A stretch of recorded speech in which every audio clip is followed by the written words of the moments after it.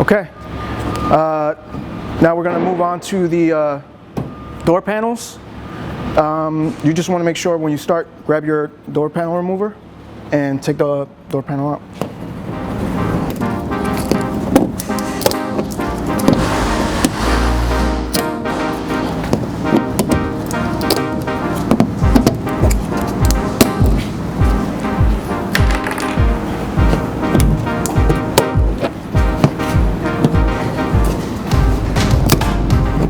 So now that we have the factory door panel off, we're gonna grab our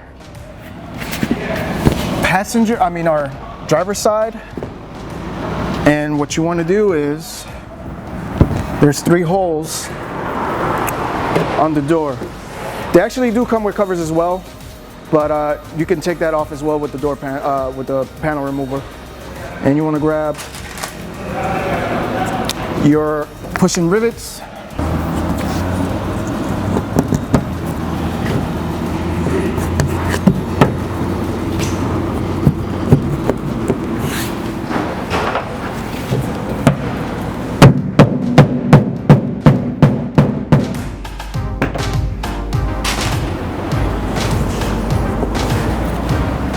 Once you have it held in place by these 3 pushing rivets, you want to use your self-tapper with the cover. Finish it off.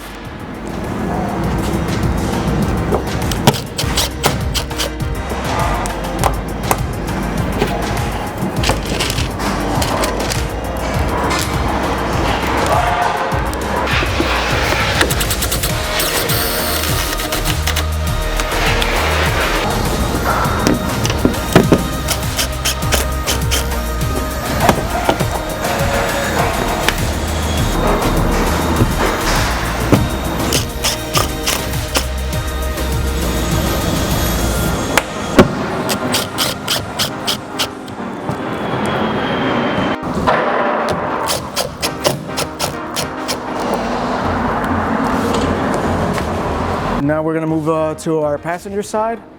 Same thing, these have covers. Just make sure you use your door panel remover. And I'm going to start by removing these door panel. After you remove the buttons and the door panel, we need to take the door handle off.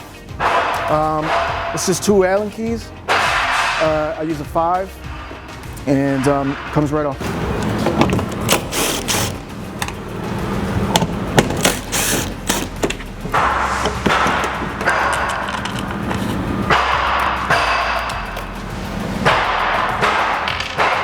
In the back of the handle, there's a mechanism. It's just really pulling towards you, and you want to make sure the wire comes right off. And it's easy to grab, so it's okay. You can it's not going to fall inside or anything. You'll be able to grab it right after.